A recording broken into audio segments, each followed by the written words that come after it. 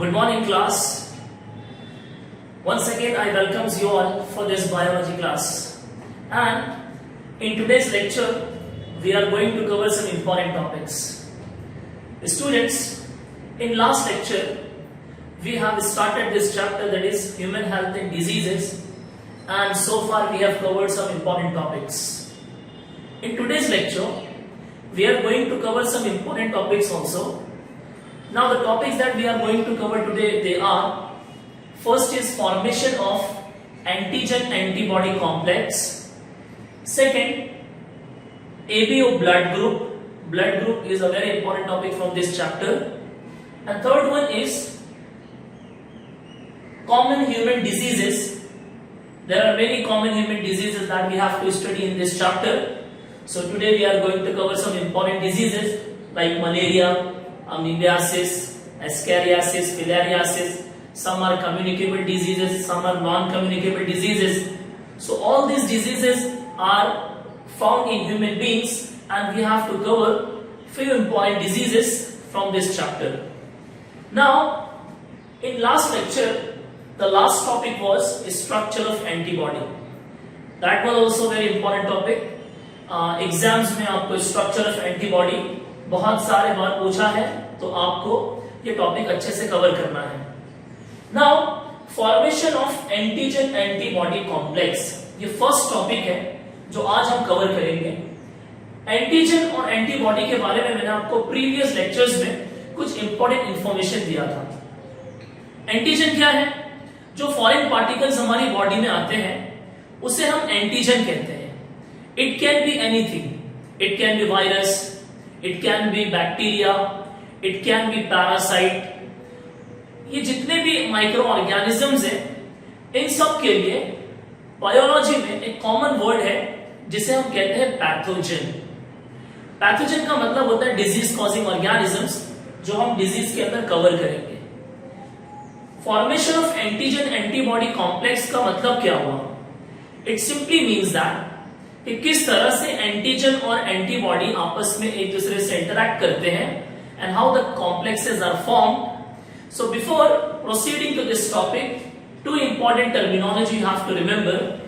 Last time when I was teaching you all structure of antibody, तो उसमें मैंने आपको एक इंपॉर्टेंट टर्मिनोलॉजी बताया था, पैराटोप. और पैराटोप का डेफिनेशन मैंने आपको दिया था, कंबाइनिंग साइट, जो वो जगह जहां पर एंटीजन एंटीबॉडी से इंटरैक्ट करता है, जो वेरिएबल रीजन ऑफ एंटीबॉडी पे प्रेजेंट रहता है, उसे हम कहते हैं पैराटोप. आज हमें एक और टर्मिनोलॉजी याद रखना है, वो है एपिटोप. एपिटोप और पैराटोप अगर आपको याद है तो आप इस टॉपिक को बहुत अच्छे से कवर कर सकते हैं. Combining site of antigens. Combining site of antigen का मतलब क्या हुआ? There will be a specific places जहां पे एंटीजन आके स्टॉप हो जाएगा, और जब एंटीजन आके स्टॉप होगा तो डेफिनेटली हमारा immune system will get disturb, and in response to that our immune system will be producing chemical substance which is known as antibody. So as I told you that structure of antibody consists of two important region. मैंने आपको बताया था कि antibody का जो structure है उसमें दो इंपॉर्टेंट स्ट्रक्चर है, दो इंपॉर्टेंट उसके अंदर रीजन है. First one is constant region that doesn't change, but the second region which is very important is variable region. Variable region क्यों इंपॉर्टेंट है? हमने एंटीबॉडी का इंपॉर्टेंट कैरेक्टरिस्टिक्स भी पढ़ा है कि for each antigen there is a specific antibody. I hope students you all could remember this. हर specific antigen के लिए हमारे पास स्पेसिफिक एंटीबॉडी है. तो पर्टिकुलर एंटीजन को किल करने के लिए वी हैव पर्टिकुलर एंटीबॉडी. तो पर्टिकुलर एंटीबॉडी और पर्टिकुलर एंटीजन का जो इंटरेक्शन है वो वेरिएबल रीजन में होता है. You have to remember this, because variable region में antibody can easily recognise specific antigen को, वो इजीली रिकॉग्नाइज कर सकेगा and accordingly वो एक्ट करेगा. So dear students, one important thing जो आपको याद रखना है, फॉर्मेशन ऑफ एंटीजन एंटीबॉडी में हमें एक और चीज याद रखना, वो ये है कि एंटीजन और एंटीबॉडी कॉम्प्लेक्स का जो बायोलॉजिकल स्टडी होता है, how they interact, how they processed, उसकी बायोलॉजिकल स्टडी को हम लोग सीरोलॉजी कहते हैं। The scientific study of antigen antibody interaction is known as serology. तो ये जो फर्स्ट टॉपिक है, इसमें आपको कुछ इंपॉर्टेंट चीजें याद रखना है। What is epitope, what is paratope, variable region में एंटीजन और एंटीबॉडी का इंटरैक्शन होगा, और इसकी जो साइंटिफिक स्टडी है उसे हम क्या कहते हैं, सीरोलॉजी। सो वेरी सिंपल, आप घर में जाके इसको एक बार रिवाइज करना है तो आपको इजीली चीजें समझ में आएगी। हम with the help of some charts and some different biological videos will try to give you some important information that will be needed when we will be dealing with entrance chapters, or from entrance point of view I will be covering all that. Now after this topic, formation of antigen antibody complex, let's move towards the very important topic of this chapter is blood group. Second topic for today's lecture is blood group. Human blood group is known as ABO blood group. इससे पहले कि मैं आपको blood group के बारे में पढ़ाऊं, let us try to understand what is blood. Blood है क्या, ये हमें समझना जरूरी है। वी नो दैट कि ब्लड हमारे बॉडी में from top to bottom present है। Blood is a fluid connective tissue. Remember this word, remember this sentence, it is the simple definition of the blood. What is blood? Blood is a fluid connective tissue. In every tissue of human body, blood is present, and it is present everywhere. That is why हम लोग blood को connective tissue कहते हैं. It consists of various kinds of cells. It consists of various types of cells, and we know that the group of cell is known as tissue. Blood हमारी body में, human body में approximately 4 to 5 litres present रहता है एक healthy individual के अंदर। Now blood group में आपको स्टडी क्या करना है, ब्लड ग्रुप के बारे में सबसे पहले हमको एक साइंटिस्ट ने, जिसका नाम है कार्ल लैंडस्टीनर, ने बताया था। कार्ल लैंडस्टीनर को फादर ऑफ हेमाटोलॉजी भी कहा जाता है। Now what is hematology? The scientific study of blood is called hematology. Remember students, from entrance point of view, this is also very important. And if the question comes for 1 marks in your board exams, what is hematology? Then your answer must be the scientific study of blood is known as hematology. Karl Landsteiner ने हमें सबसे पहले 3 different types के blood group के बारे में बताया। Blood group A, blood group B और ब्लड ग्रुप ओ।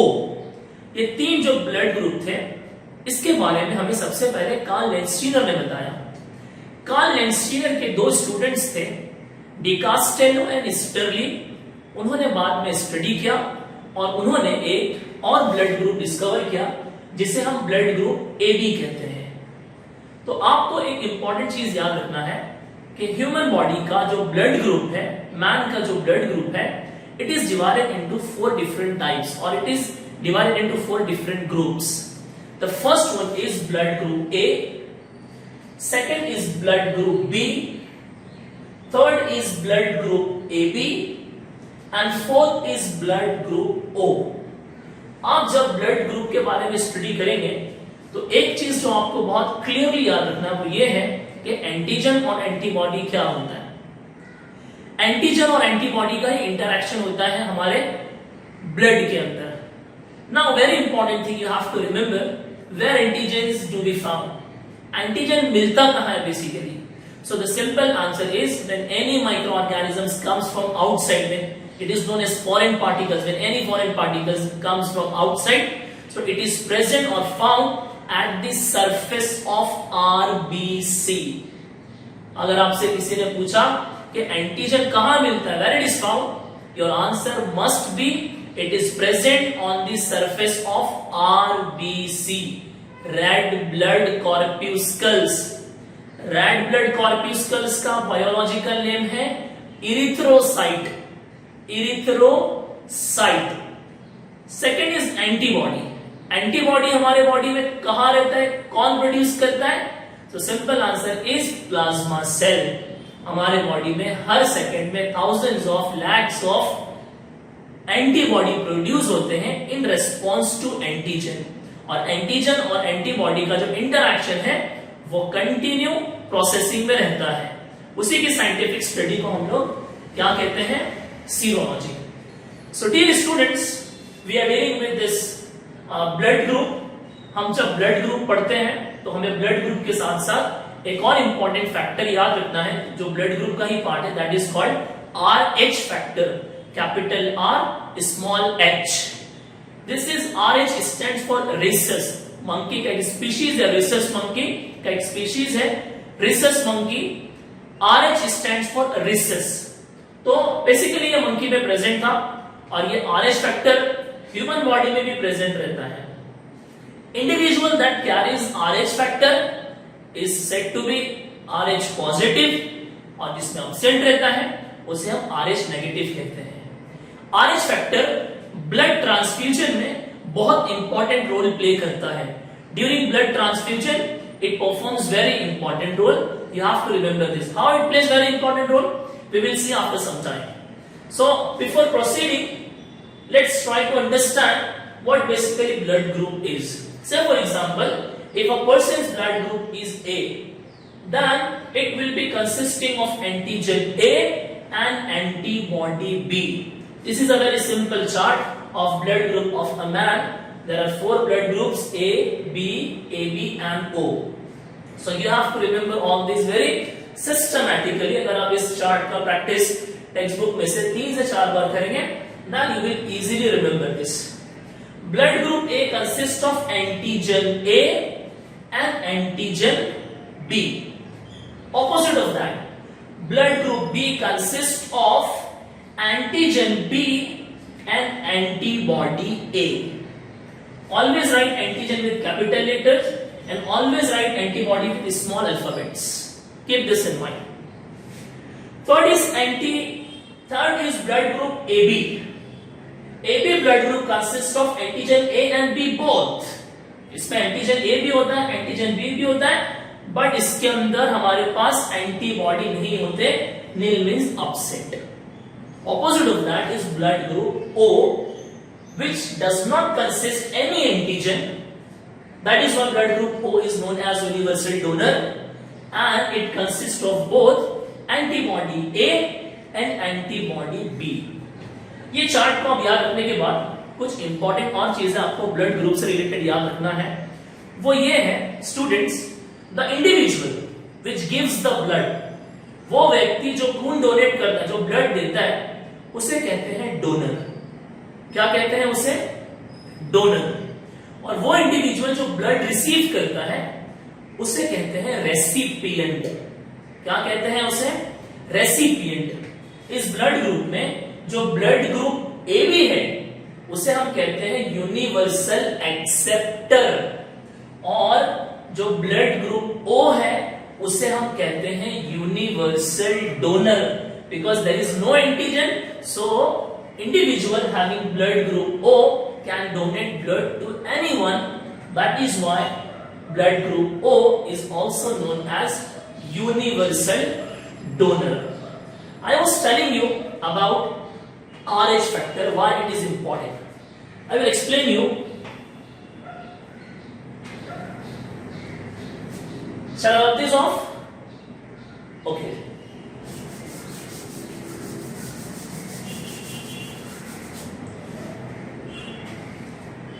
RH फैक्टर इंपॉर्टेंट क्यों है? RH फैक्टर की वजह से यूजुअली एक डिजीज ऑब्जर्व करते हैं हम लोग, जिसे हम कहते हैं HDN। प्रेगनेंसी के टाइम पर फिटस को ये होता है, इसका फुल फॉर्म है hemolytic disease of newborn, HAEMOLYTIC, hemolytic disease of newborn. HDN का फुल फॉर्म है। कब होता है, कौन सी कंडीशन में होता है, मैं अभी एक्सप्लेन करूंगा आपके सामने।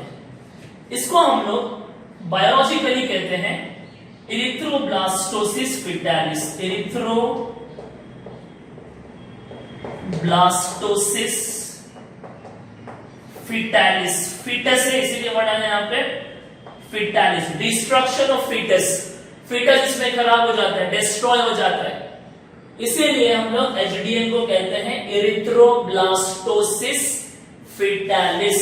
And the full form of HDN is haemolytic disease of newborn. ये कब होता है, ये कंडीशन कब हमको मिलती है? से फॉर एग्जांपल एक इंडिविजुअल है, एक लेडी है जिसके पास RH नेगेटिव है and she carries RH positive fetus. Mother is having RH negative and fetus is having RH positive. So both are opposite.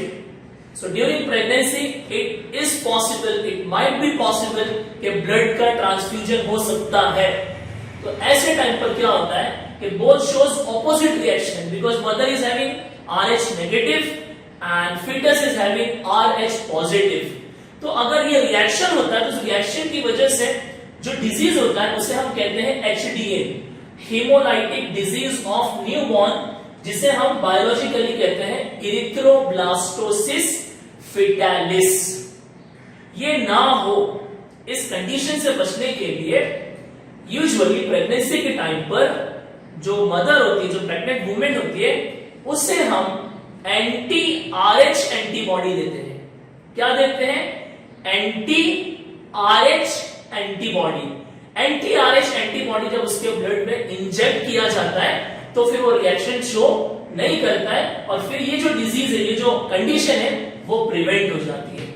So during blood transfusion very important is RH factor, which is also known as antigen D. Last but not least from this chapter is you have to remember how we can find out that an individual blood group is positive. हम ये कहते हैं ना, उसका blood group O positive है, उसका blood group A positive है। Positive का जो लेना देना है उसके लिए हम लोग एक तो RH फैक्टर है और RH फैक्टर के साथ साथ हमारे पास एक और इंपॉर्टेंट जो टर्मिनोलॉजी है जो आपको याद रखना है वो है एग्लूटिनेशन। एग्लूटिनेशन क्या है, मैं आपको आसान भाषा में समझाता हूं। आपने प्यारे बच्चों दूध फटते हुए देखा है। दूध जब फट जाता है तो किस तरह से उसका जो स्ट्रक्चर है वो पूरा चेंज हो जाता है। सेम मैकेनिज्म ब्लड टेस्टिंग के टाइम पर भी है कि हम लोग जब RH फैक्टर ऐड करते हैं किसी भी ब्लड ग्रुप में और ऐड करने के बाद जब एग्लूटिनेशन होता है तो एग्लूटिनेशन अगर हुआ तो इसका मतलब यह है कि इंडिविजुअल का ब्लड ग्रुप पॉजिटिव है और अगर एग्लूटिनेशन नहीं हुआ तो इसका मतलब यह है कि उसका ब्लड ग्रुप नेगेटिव है।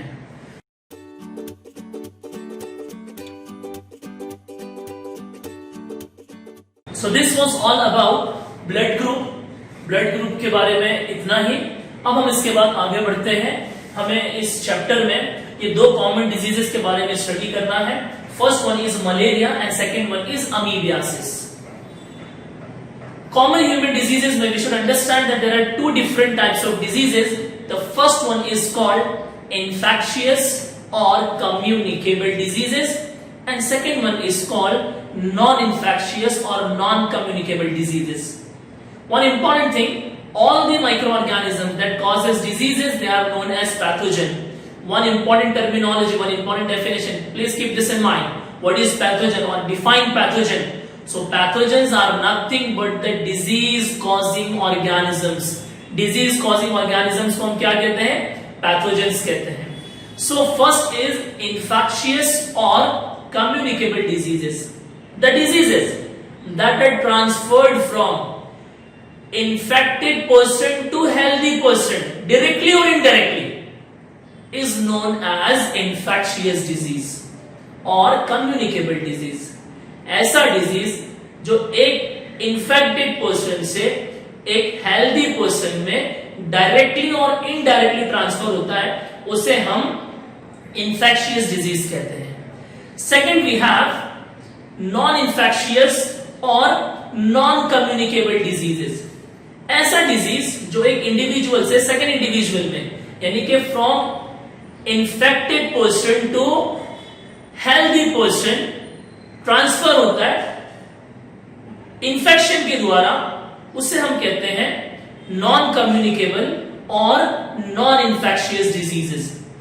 यानी कि हमें इस चैप्टर में जो दो डिजीज पढ़ना है, जिसमें मैंने आपके सामने दो एग्जांपल लिखा हूं, मलेरिया एंड अमीबियासिस।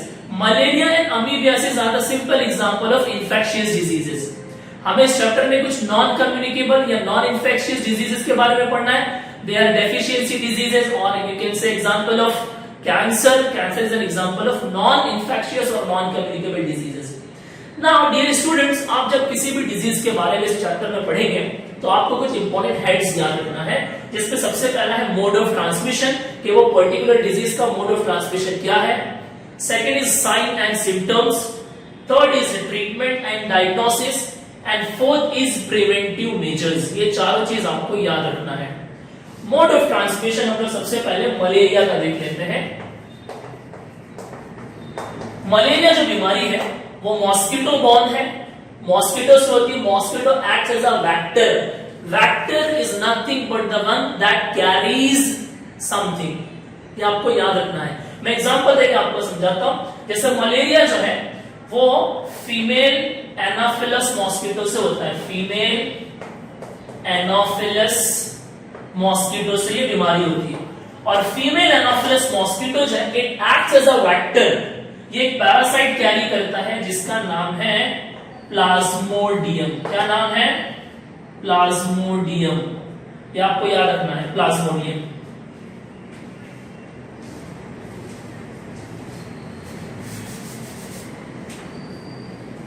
प्लाज्मोडियम, इसके 4 स्पीशीज है।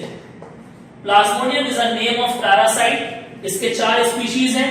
पहला है प्लाज्मोडियम वाइवेक्स, दूसरा है प्लाज्मोडियम ओवेल, तीसरा है प्लाज्मोडियम फाल्सीपेरम,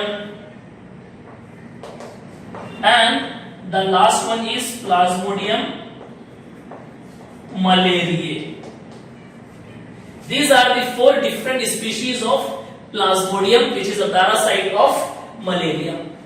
अब आपको याद रखना है कि उसका मोड ऑफ ट्रांसमिशन, कि भाई मलेरिया का मोड ऑफ ट्रांसमिशन क्या है, तो it is a mosquito borne disease. तो मॉस्किटो उसका मोड ऑफ ट्रांसमिशन हुआ, और जो पैरासाइट हमारी बॉडी में आता है, ह्यूमन बॉडी में, जिसकी वजह से हमको वो बीमारी होती है, उस पैरासाइट का नाम है प्लाज्मोडियम। 4 स्पीशीज में the most severe one is Plasmodium falciparum, क्योंकि इसके अंदर साइन एंड सिम्टम्स बहुत ज्यादा हमको दिखते हैं और कंडीशन जो पेशेंट की वो बहुत ज्यादा सीवियर हो जाती है। Now sine and symptoms, malaria के साइन एंड सिम्टम्स क्या है? If a person is suffering from malaria, अगर किसी इंडिविजुअल को मलेरिया है तो उसके बॉडी में कौन से साइन एंड सिम्टम्स रहेंगे? कुछ कॉमन सिम्टम्स हमारे पास, first one is fever, second is convulsion, third is joint pain, जिसको हम आर्थराल्जिया कहते हैं, जोड़ों में दर्द होता है। 2 इंपॉर्टेंट इसके साइन एंड सिम्टम्स में जो पहला है वो है बायोलॉजिकल कंडीशन, उसका नाम है हीमोग्लोबिनूरिया। क्या नाम है? हीमोग्लोबिनूरिया, यानी कि यूरिनेशन के टाइम पर, टॉयलेट करते टाइम उसके यूरिन में ब्लड ऑब्जर्व होता है। सेकेंड कंडीशन है हेपेटोमेगाली। हेपेटोमेगाली का मतलब होता है enlargement of the liver. Liver का एनलार्जमेंट हो जाता है। Now the simple question is that के सर लीवर में ही क्यों होता है? बहुत सारे दूसरे ऑर्गन्स भी तो हैं। So the scientific reason behind liver is, you know what, we know that one of the main function of liver is the production of RBC. और हमको ये पता है कि इसका जो होस्ट है वो ह्यूमन बॉडी है। ये जो पैरासाइट है उसका होस्ट ह्यूमन बॉडी है, और ये पैरासाइट को जो खाना पीना है वो ब्लड मील से ही मिलता है, उसी पर वो निर्भर रहता है। और आरबीसी का जो प्रोडक्शन है वो लीवर में होता है, इसीलिए पैरासाइट जो है वहां जाके लॉड्ज हो जाता है, डिपॉजिट हो जाता है। So it is one of the reason कि लीवर का एनलार्जमेंट क्यों होता है, क्योंकि लीवर उससे इंफेक्टेड हो जाता है। Like that there are some common symptoms also. Treatment and diagnosis, अगर एक इंडिविजुअल है जिसको ये बीमारी हो गई है मलेरिया, तो उसका ट्रीटमेंट एंड डायग्नोसिस किस तरह किया जाएगा? इसका ट्रीटमेंट जो है वो बहुत सिंपल है। वो हम बायोलॉजिकल सैंपल या उसका जो ब्लड सैंपल है वो लेते हैं, ब्लड स्मीयर लेते हैं, और उसे हम लैब के अंदर माइक्रोस्कोपिक एग्जामिनेशंस के द्वारा पता करते हैं कि उसके बॉडी के अंदर जो ब्लड है उस ब्लड के अंदर ये पर्टिकुलर एंटीजन या पर्टिकुलर फॉरेन पार्टिकल ये जो पैरासाइट है प्लाज्मोडियम वो प्रेजेंट है या नहीं है। अगर हमें वो पता चलता है देन डॉक्टर ये कहता है कि now you are suffering from malaria. और उसके बाद फिर हम पढ़ते हैं फाइनली प्रिवेंटिव मेजर्स। अगर किसी इंडिविजुअल को ये बीमारी हो गई तो उसके प्रिवेंटिव मेजर्स क्या है। तो हमारे पास 3 से 4 कॉमन प्रिवेंटिव मेजर्स है, जिसमें सबसे पहला आपको याद रखना है using of mosquito net and mosquito repellents. हम मॉस्किटो नेट मच्छरदानी का यूज करेंगे, मॉस्किटो रिपेलेंट्स का यूज करेंगे। सेकंड वी हैव इंसेक्टिसाइड का यूज करेंगे, स्प्रे का यूज करेंगे जो इंसेक्ट को किल कर सके। थर्ड हम साफ सफाई का बहुत ख्याल रखेंगे, cleanliness is very important. Most of the diseases क्यों होता है, क्योंकि हमारे पास हमारे एरिया में हमारी सोसाइटी में क्लीनलीनेस नहीं होता है। जितनी ज्यादा सफाई होगी उतने चांसेस आपको इस बात के रहेंगे कि आपको डिजीज नहीं होगी। फाइनली मलेरिया में इंपॉर्टेंट चीज जो मैं आपको बताता चले वो ये है कि एक इंपॉर्टेंट फिश है जिसका नाम गंबूशिया फिश है।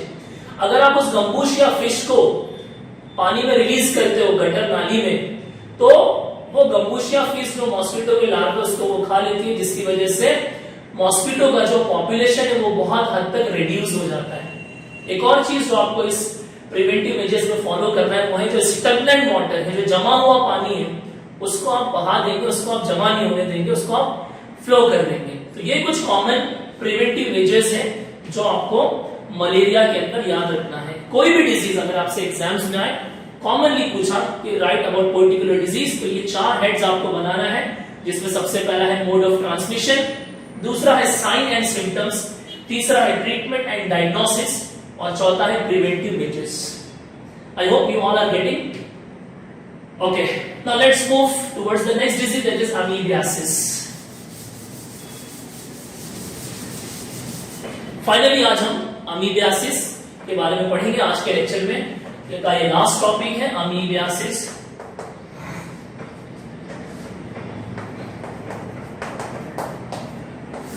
अमीबियासिस का जो पॉजिटिव एजेंट है ये भी एक पैरासिटिक डिजीज है जो and amoeba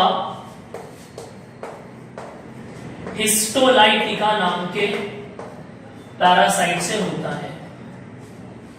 remember this, amoebiasis and amoeba histolytica name के पैरासाइट से होता है। इसके मोड ऑफ ट्रांसमिशन में हमारे पास 3 मोड्स हैं, जिसमें सबसे पहला जो मोड है वो है, एक तो हमने पढ़ा कि ये भी वेक्टर बॉर्न डिजीज है जो हमको मॉस्किटो के द्वारा भी हो सकता है, लेकिन इसके 3 इंपॉर्टेंट जो हमारे पास मोड ऑफ ट्रांसमिशन है, जिसमें सबसे पहला है faeco oral route. Faeco oral route. Second dirty hands. Dirty hands, गंदा हाथ है आपका, आपने कुछ भी खाया लेकिन आपने हाथ नहीं धोया या आपने सैनिटरी प्रैक्टिसेस को फॉलो नहीं किया। और तीसरा है contaminated food and water. Dear students, इस वक्त हम लोग एक पैंडेमिक सिचुएशन कोविड-19 के पैंडेमिक सिचुएशन से गुजर रहे हैं, और कोविड-19 का जो पैंडेमिक सिचुएशन है उसमें 2 चीजें बहुत इंपॉर्टेंटली आपको बताई जा रही है।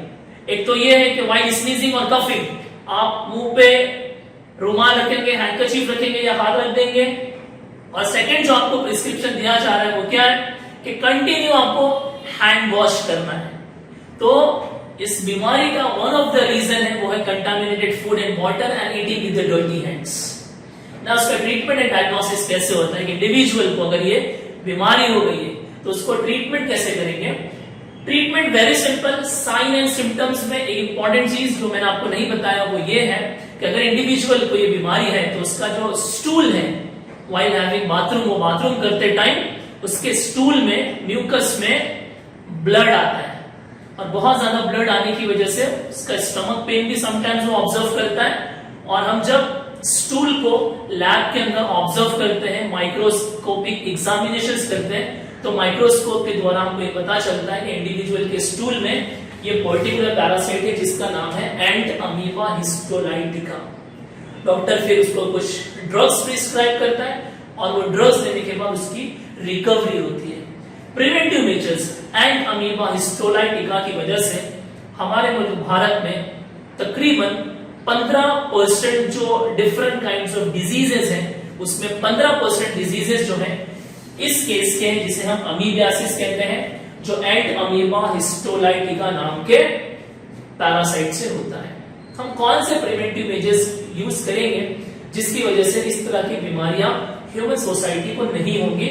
उसमें सबसे पहली चीज जो आपको याद रखना है वो है good hygienic and good sanitary practices.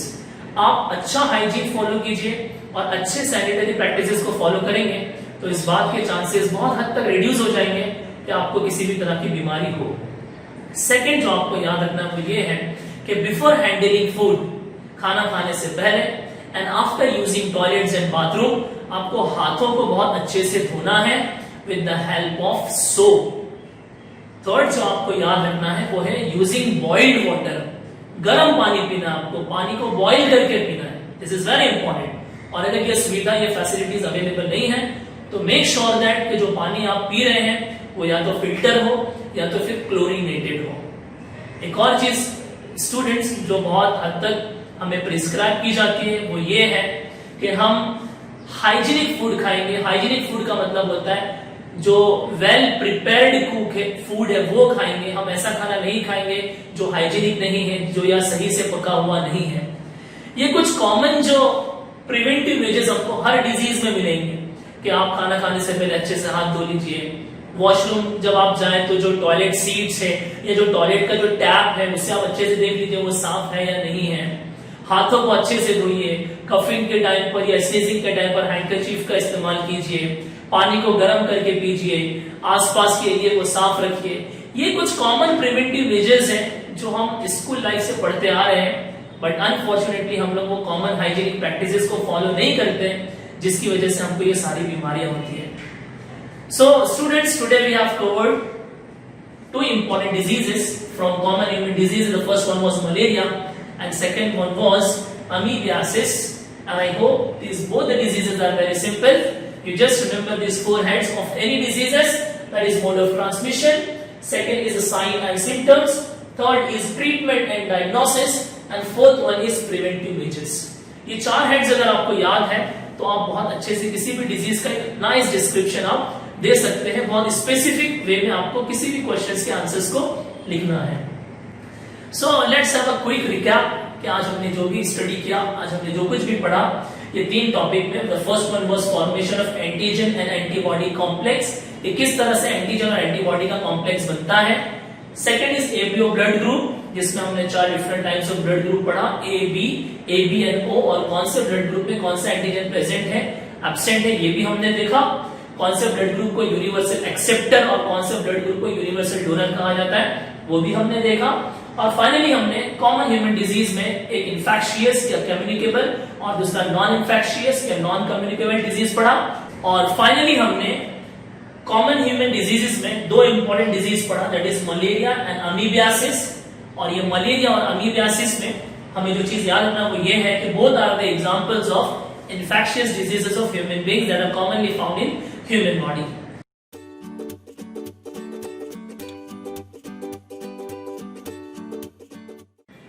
Dear students, we are dealing with the chapters human health and diseases, and I hope in today's lecture we are going to finish this very important topic.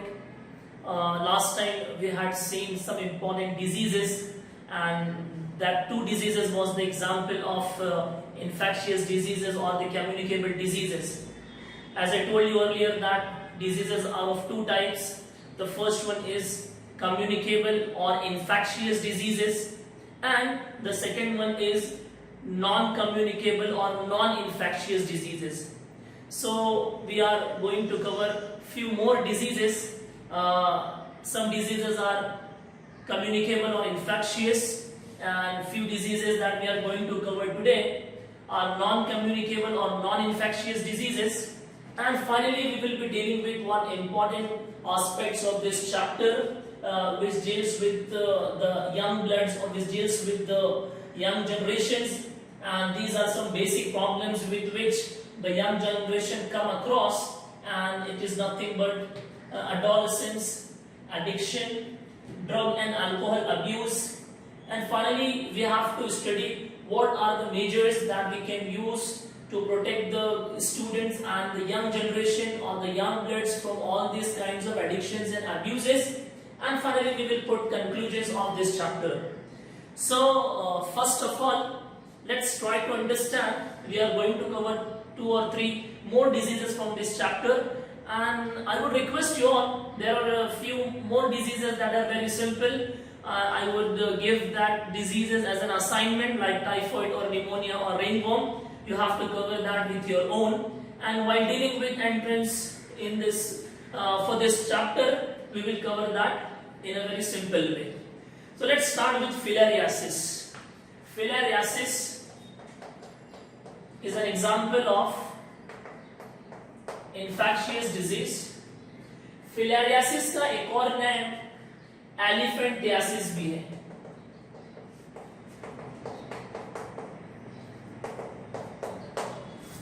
Why it is called elephantiasis? क्योंकि इसमें individual का जो lower extremities है या most of the time उनका जो leg reason है, it look like elephant leg, उसके पैर हाथी की तरह हो जाते हैं, बिकॉज वो जो वर्म है वो लॉर्ड जब होता है या उस रीजन में जब चले जाता है तो उसका जो इन्फेक्शन है वो इतना सीवियर होता है कि वो पैरों को पूरा फुला देता है, और पैर जब वो हाथी की तरह लगने लगते हैं, इसीलिए हम लोग उस बीमारी को, उस डिजीज को एलिफेंटियासिस भी कहते हैं. अब फिलेरियासिस जो है, फिलेरियासिस बेसिकली 3 डिफरेंट टाइप के फिलेरियासिस है, जिसमें सबसे पहला है लिम्फेटिक फिलेरियासिस, जो लिम्फेटिक ऑर्गन में होगा. आपको पता है लिम्फ क्या है, हमारे बॉडी के अंदर कुछ अल्कलाइन फ्लूइड प्रेजेंट है जिन्हें हम लिम्फ कहते हैं. दूसरा है सबक्यूटेनियस फिलेरियासिस, जो स्किन के नीचे होगा. और तीसरा, पहला है लिम्फेटिक फिलेरियासिस, दूसरा है सबक्यूटेनियस फिलेरियासिस, और तीसरा जो टाइप है जो हमें इसके अंदर पढ़ना है वो है सीरस कैविटी फिलेरियासिस. जो सीरोजा होता है, ये जो सीरस कैविटी होती है, जो बॉडी के अंदर जो इंपॉर्टेंट डेलिकेट ऑर्गन्स है, तो उन ऑर्गन्स के बाहर जो कैविटी होती है उसको हम सीरस कैविटी या सीरोजा कहते हैं. लाइनिंग होती है पतली कलर की जिसे हम सीरोजा कहते हैं. So these are the 3 basic types of filariasis जो हमको इस चैप्टर में स्टडी करना है. तो सबसे पहली चीज मैंने आपको बताया, फिलेरियासिस का जो एक और नेम है वो क्या है, एलिफेंटियासिस है. हम लोग डिजीजेस पढ़ रहे हैं, तो मैंने आपको डिजीजेस में कहा था कि आपको हर डिजीज में कुछ 4 इंपॉर्टेंट हेड्स याद रखना है, जिसमें सबसे पहला है mode of transmission. Mode of transmission क्या है उसका. सेकंड मैंने आपको बताया था क्या याद रखना है, साइन एंड सिम्टम्स. अगर किसी इंडिविजुअल को पर्टिकुलर बीमारी है तो उसका साइन एंड सिम्टम्स क्या है. तीसरा आपको क्या याद रखना है, उसका ट्रीटमेंट और डायग्नोसिस कैसे करेंगे हम. ट्रीटमेंट एंड डायग्नोसिस कैसे होगा उसका, वो आपको याद रखना है. और फाइनली आपको प्रिवेंटिव मेजर्स जो है वो याद रखना है.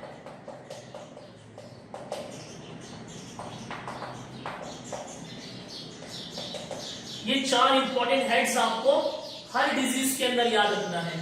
Mode of transmission, sign and symptoms, treatment and diagnosis, and finally preventive measures. Now we are dealing with this disease filariasis which is also known as elephantiasis.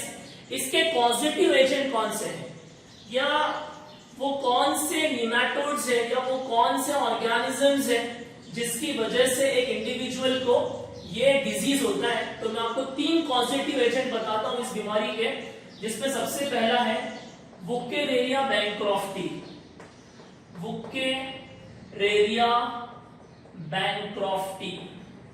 Bancroft एक scientist थे, उनके name पे उन्होंने इसको डिस्कवर किया था. Scientific name है, जितने भी ऑर्गेनिजम्स के साइंटिफिक नेम है, अगर आपने उसे मिनिमम 5 टाइम्स लिखा तो वो आपको नेम्स बाय हार्ट हो जाएंगे. सेकंड जो उसका पॉजिटिव एजेंट है वो है ब्रग्या मलाय. क्या है, ब्रग्या मलाय. अगर आप 2 इंपॉर्टेंट वर्ड याद रखते हैं, एक बर्गर और दूसरा मलाई. क्या याद रखते हैं, एक बर्गर और दूसरा मलाई, तो आपको ये वर्ड याद रहेगा ब्रग्या मलाय. और तीसरा जो वर्ड है वो है ब्रग्या टाइमोरी और टाइमोराई. अगर आपको ब्रग्या याद है तो फिर आपको सिर्फ टाइमोरी वर्ड याद रखना है. So these are 3 important causative agent जिसमें मोस्ट कॉमनली फॉर्म जो है वो वुकेरिया बैनक्रॉफ्टी है। लोअर एक्सट्रीमिटीज के अलावा ये हमारे बॉडी में और भी दूसरे डिफरेंट ऑर्गेनिजम्स में होता है। ये समटाइम्स हमको स्क्रॉटम में मिलता है, ये वुकेरिया बैनक्रॉफ्टी, समटाइम ब्रेस्ट रीजन में मिलता है। कुछ और बॉडी के दूसरे पार्ट से ऑर्गन्स हैं जहां पे हमको ये पर्टिकुलर नीमैटोड मिलता है। बेसिकली ये राउंड वर्म है, इसका डायग्राम हम आपको दिखाएंगे तो आपको समझ में आएगा कि ये जो बैक्टीरिया है वो दिखता कैसा है। नाउ इसका डायग्नोसिस और इसका जो ट्रीटमेंट है वो होता कैसे है। मोड ऑफ ट्रांसमिशन आपको समझ में आया होगा। Mode of transmission is nothing but the contaminated food and water, जो इससे पहले भी हमने दूसरे डिजीज में देखा है। और इसको जो खाना पीना है, human body is the only definitive host, तो ओनली डेफिनेटिव होस्ट होने की वजह से ये ह्यूमन बॉडी पे निर्भर रहता है। मोड ऑफ ट्रांसमिशन के बाद we have sign and symptoms. इसके साइन एंड सिम्टम्स वही है जो हमने इससे पहले कुछ कॉमन डिजीजेस में देखा है। वॉमिटिंग है, हेडेक है, और हेडेक के साथ साथ इसका जो मोस्ट इंपॉर्टेंट जो सिम्टम्स है वो है सीवियर स्टमक में पेन होता है। और बहुत ज्यादा पेन होने की वजह से व्हाइल हैविंग स्टूल उसमें थोड़ी बहुत आपको तकलीफ होती है, जिसका डायग्नोसिस करने के बाद ये मालूम पड़ता है माइक्रोस्कोपिक एग्जामिनेशन या माइक्रोस्कोपिक डायग्नोसिस के जरिए से हमको ये मालूम पड़ता है कि इंडिविजुअल के बॉडी के अंदर, एक इंडिविजुअल के इंटेस्टाइन रीजन में या स्टमक रीजन में ये पर्टिकुलर जो नीमैटोड है या राउंड वर्म है वो हमको मिलता है। अब इसका जो डेवलपमेंट है, जैसे मैंने आपको ये कहा कि हमारे बॉडी का जो हमारे बॉडी में जब ये आता है तो बॉडी हमारी इसकी डेफिनेटिव होस्ट है। Human body is the only host for this worms. तो इसका जो डेवलपमेंट है वो फर्स्ट, सेकेंड, थर्ड, फोर्थ और फिफ्थ स्टेज में होता है। डायरेक्टली इसका डेवलपमेंट नहीं होता है। मैंने आपको बताया था इससे पहले जब हमने मलेरिया स्टडी किया था, तो मलेरिया में मैंने आपको ये बताया था कि पैरासाइट जब ह्यूमन बॉडी में आता है तो उसको वो ब्लड मील पे निर्भर रहता है, तो ब्लड मील से उसका ग्रोथ होता है।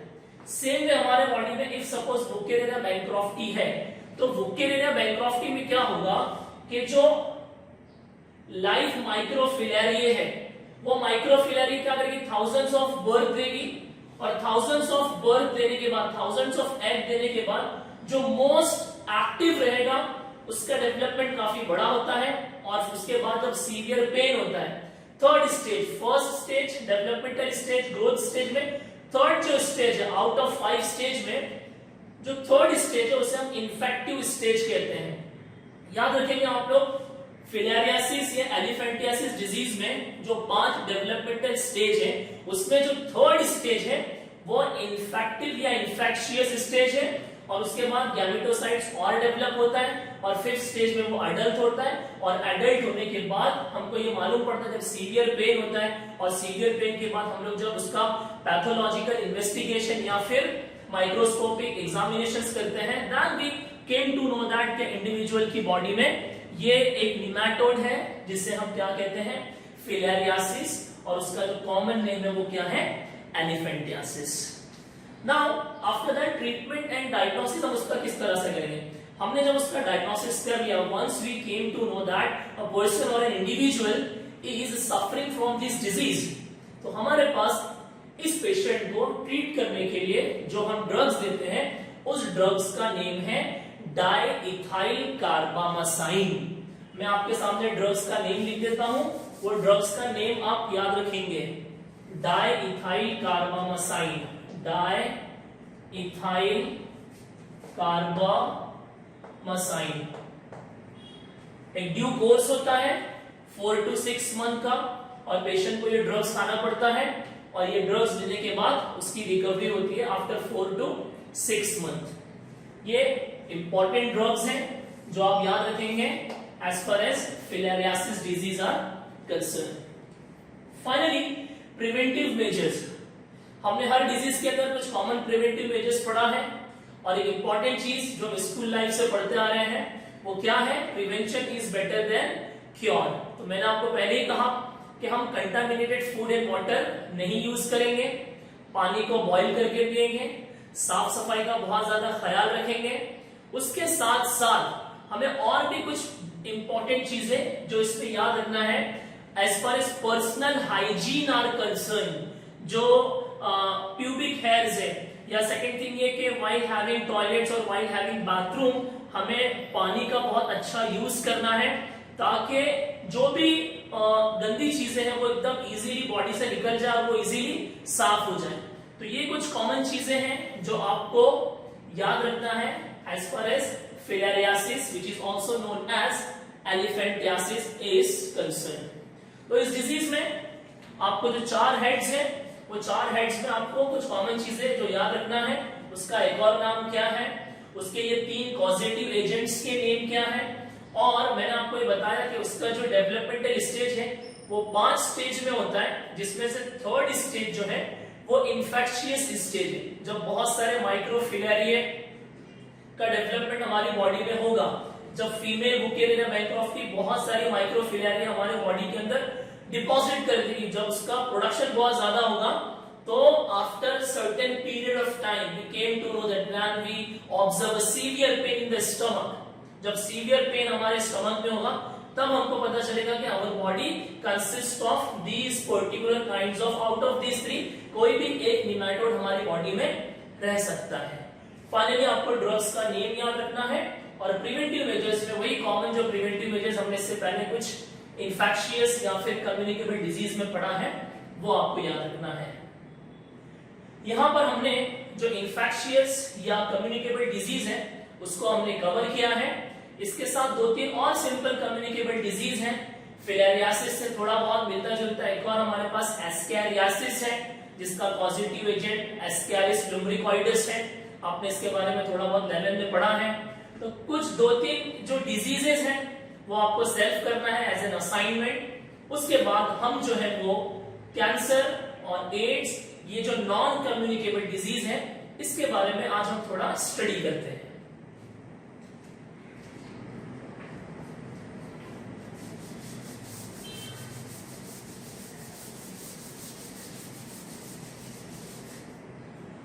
स्टूडेंट्स, कैंसर के बारे में हम स्कूल लाइफ से सुनते आ रहे हैं, बहुत डेंजर डिजीज है और बहुत सारी चीजें हमें कैंसर के बारे में पता भी होगा।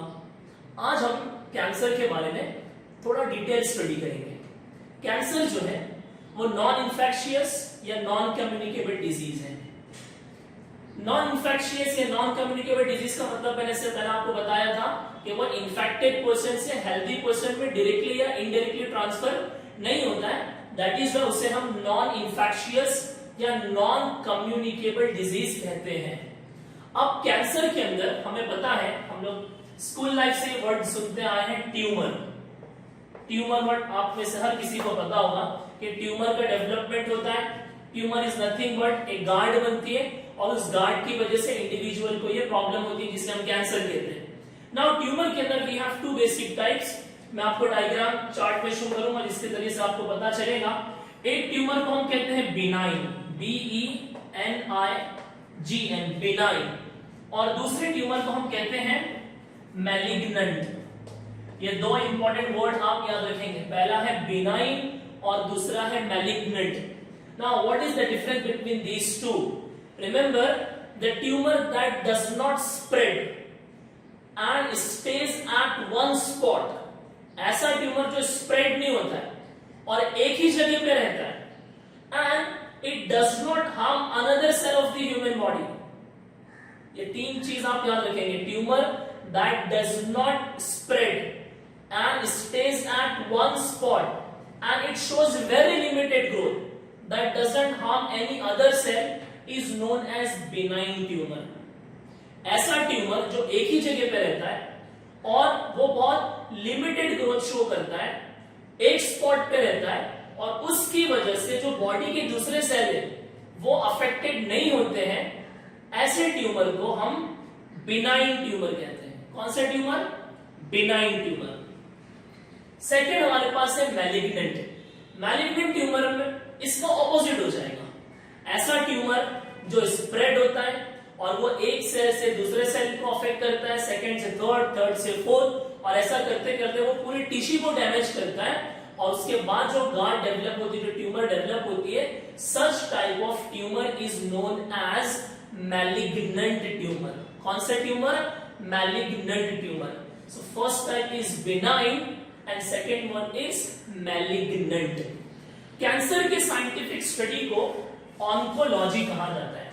The scientific study of cancer is known as oncology, जहां हम कैंसर सेल्स की पूरी स्टडी करते हैं, वो कैसे स्प्रेड होता है, कैसे डेवलप होता है, किस तरह से वो दूसरे सेल्स को अफेक्ट करता है, वो साइंटिफिक स्टडी को हम कहते हैं ऑन्कोलॉजी। और रिसर्चर एंड फिजिशियन, वो रिसर्चर और वो फिजिशियन जो कैंसर का एक्सपर्ट होता है, उसे हम ऑन्कोलॉजिस्ट कहते हैं।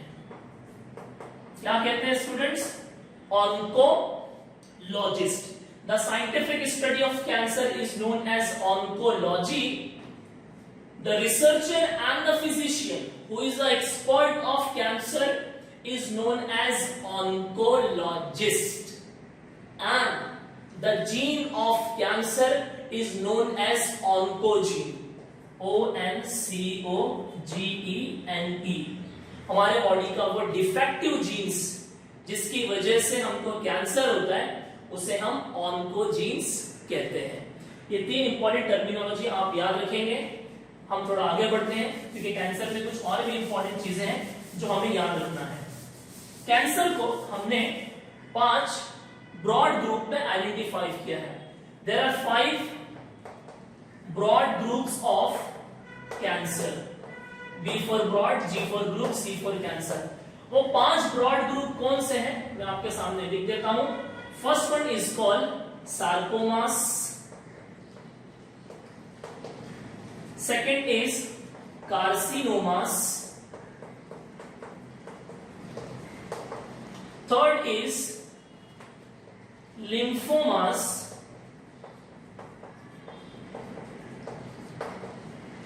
fourth is leukemias,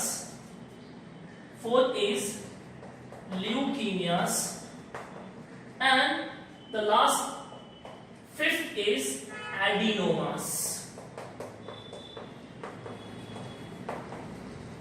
These are the 5 broad group of cancers. ये कैंसर के 5 ब्रॉड ग्रुप हैं। Sarcomas, carcinomas, lymphomas, leukaemias, adenomas. ये 5 ब्रॉड ग्रुप में आपको क्या याद रखना है? ये 5 ब्रॉड ग्रुप क्यों बनाए गए हैं, उसके पीछे क्या रीजन है, you will come to know very soon. मैं आपको एक एग्जांपल देके समझाऊंगा आउट ऑफ दीज 5। जैसे 4th जो टाइप है ल्यूकीमिया का कॉमन नेम है ब्लड कैंसर। कौन सा कैंसर? Blood cancer.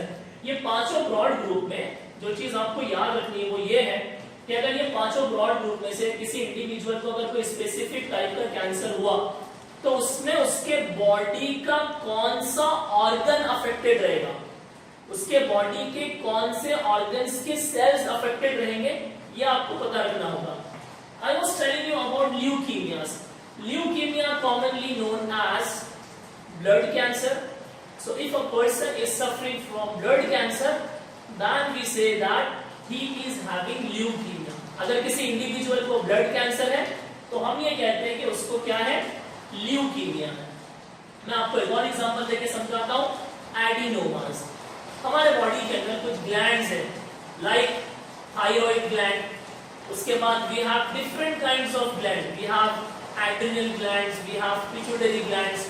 कुछ स्पेसिफिक ग्लैंड्स ऐसे हैं अगर उस पे किसी इंडिविजुअल को कैंसर हुआ, for example if I am dealing with adenoma और किसी इंडिविजुअल को थायराइड में कैंसर हुआ तो हम ये कहते हैं कि he is suffering from which cancer, adenomas. ये आपको याद रखना है। लाइक दैट मैंने जितने भी ग्रुप्स यहाँ पे लिखा है वो हर ब्रॉडर ग्रुप के अंदर डिफरेंट काइंड्स ऑफ ऑर्गन्स हैं जो उस पर्टिकुलर ग्रुप में रखे गए हैं, तो हम ये कहते हैं कि उस बंदे को वो टाइप का कैंसर है। जैसा मैंने आपको बताया कि ल्यूकीमिया, एक बंदे को अगर ब्लड कैंसर है then we says that he is suffering from leukemia। ये 5 ब्रॉडर ग्रुप आप याद रखेंगे, sarcomas, carcinomas, lymphomas, leukaemias, adenomas. हमें ये 5 ब्रॉड ग्रुप के बाद कुछ और भी चीजें कैंसर के बारे में स्टडी करना है, जो मैं अभी आपको बताने जा रहा हूं। I would request you all listen my lecture with sincerity and listen my lecture with concentration. आपने अगर मेरा लेक्चर बहुत कंसंट्रेशन के साथ सुना और कुछ गाइडलाइंस जो मैं आपको दूंगा अगर आपने वो फॉलो किया, then believe me, you can easily understand every chapter that I will be teaching you. Cancer का साइन एंड सिम्टम्स क्या है? अगर एक इंडिविजुअल है उसको कैंसर हो गया है तो हमें कैसे पता चलेगा कि उसको कैंसर है? तो कुछ कॉमन डिजीज जहां पे हम सिम्टम्स पढ़ते आए हैं, वही सारे सिम्टम्स आपको इस कैंसर में भी दिखाई देगा। बट हम जब इसका डायग्नोसिस करते हैं या हम जब इसका माइक्रोस्कोपिक एग्जामिनेशंस करते हैं या हम जब इसका पूरा बॉडी का हम जब सर्जरी करते हैं या हमको ये मालूम पड़ जाता है कि person is suffering from cancer, तो हम कुछ ऐसे मेजर्स यूज करते हैं जिसके जरिए से हम उस बंदे को, उस कैंसर पेशेंट को बचाने की कोशिश करते हैं। Say for example, if we are dealing with sign and symptoms of cancer, अब एक बंदा है जिसको हो गया है थायराइड कैंसर और हमको ये मालूम पड़ा कि उसके बॉडी के अंदर जो ट्यूमर है वो मैलिग्नेंट टाइप का नहीं है बल्कि वो बिनाइन है, तो हम उसको इनिशियल स्टेज पे क्योर कर सकते हैं। लेकिन अगर उस बंदे को मैलिग्नेंट ट्यूमर है तो वो बहुत सारे सिम्टम्स शो करेगा, उसके जो टिश्यूज हैं, उसके जो सेल्स हैं वो पूरे डिफेक्टिव होते चले जाएंगे और एक स्टेज ऐसा आएगा जहां पे उसका वो पूरा ऑर्गन जो है वो डिस्ट्रॉय हो जाएगा, पूरा खराब हो जाएगा और वो खत्म हो जाएगा। Third, we have treatment and diagnosis. Treatment and diagnosis से पहले एक और चीज मैं आपको बता दूं कि कैंसर के जो मोड ऑफ ट्रांसमिशन है वो कोई स्पेसिफिक मोड ऑफ ट्रांसमिशन नहीं है, उसके बहुत सारे मोड ऑफ ट्रांसमिशन है। बहुत स्पेसिफिक जो हमको पता है वो क्या है? Addiction of cigarette, addiction of alcohol, addiction of particular drugs, smoking, चरस, गांजा, हैशिश, such kinds of thing when person have, तो उसकी बॉडी के जो सेल्स हैं वो वीक होते चले जाते हैं और एक स्टेज ऐसा आता है कि उसके बॉडी का वो सेल जो वो डिफेक्टिव हो जाता है। एक और जो हमारे पास मोड ऑफ ट्रांसमिशन है वो क्या है कैंसर का? यूवी रेज, अल्ट्रावायलेट जो रेडिएशंस होती है। एक ऐसा इंडिविजुअल जो बहुत ज्यादा धूप में काम करता है और कंटिन्यू उसके स्किन पे अगर यूवी रेज का बम्बार्डमेंट होता है तो जाहिर सी बात है कि इस बात के चांसेस हैं कि उसको कैंसर हो जाएगा। एक ऐसी लेडी जो ब्रेस्ट फीडिंग को अवॉइड करती है, यानी कि उसने अपने बच्चे को दूध नहीं पिलाया है, तो इस बात के बहुत ज्यादा चांसेस हैं कि उसको ब्रेस्ट कैंसर हो जाएगा। कुछ इंपॉर्टेंट हार्मोनल रिलेशनशिप भी है, जैसे मैं आपको एग्जांपल दूं स्टेरॉइड का। Most of the persons they are addicted to this particular steroid hormone, तो उस स्टेरॉइड हार्मोन के रिलेशनशिप की वजह से भी इंडिविजुअल को कैंसर हो सकता है। So there are many different modes of transmissions of this severe disease which is known as cancer. हर साल कैंसर से we know that lakhs of individual die. Preventive measures and control हम कैसे करेंगे? अगर किसी इंडिविजुअल को ये बीमारी हो गई, अगर कोई इंडिविजुअल सफर हुआ, उसको कैंसर हो गया, तो how we will treat that, it is very important to understand. हमारे पास कुछ इंपॉर्टेंट मैकेनिज्म्स है, कुछ इंपॉर्टेंट ट्रीटमेंट है, कुछ इंपॉर्टेंट थेरेपी है जिसका यूज करके हम कैंसर पेशेंट को ट्रीट कर सकते हैं, जिसमें हमारे पास सबसे पहला है रेडिएशन थेरेपी, सेकंड हमारे पास है कीमोथेरेपी, थर्ड हमारे पास है जीन थेरेपी, फोर्थ हमारे पास है इम्यूनोथेरेपी। इस तरह के और कुछ हमारे पास ट्रीटमेंट मेथड और कुछ थेरेपीज हैं जिसको हमें याद रखना है। हम एक क्विक रिकैप लेते हैं कैंसर का। वो ये कि हमने कैंसर के बारे में पढ़ा कि out of control cell growth की वजह से हो जाता है। दो डिफरेंट टाइप्स ऑफ ट्यूमर हमारे पास है, एक मैलिग्नेंट और दूसरा बिनाइन। 5 ब्रॉडर ग्रुप हमने पढ़ा, कार्सिनोमास, सार्कोमास, लिम्फोमास, एडिनोमास और ल्यूकीमियास। मैंने एग्जांपल दिया कि इस ब्रॉडर ग्रुप में हमें ये याद रखना कि किसी इंडिविजुअल को अगर किसी पर्टिकुलर टाइप का कैंसर है तो उसके बॉडी के कौन से ऑर्गन्स अफेक्टेड होंगे। Say for example, if a person is suffering from leukemia, then he or she is having what kind of cancer? Exactly, what kind of cancer? Blood cancer. उसके बाद उसका जो ट्रीटमेंट मेथड है वो आपको मैं बता देता हूं। वो ये है कि हम सर्जरी के द्वारा, इम्यूनोथेरेपी के द्वारा और जीन थेरेपी के द्वारा और उसी के साथ साथ कुछ कीमोथेरेपी, कुछ केमिकल रेस के जरिए से हम इस कैंसर का ट्रीटमेंट कर सकते हैं। अब हमारे पास एक इंपॉर्टेंट डिजीज है जिसे हम एड्स कहते हैं, एक्वायर्ड इम्यूनोडेफिशिएंसी सिंड्रोम। इससे पहले कि मैं आपको एड्स के बारे में कुछ पढ़ाऊं, हम 2 मिनट का एक ब्रेक लेंगे।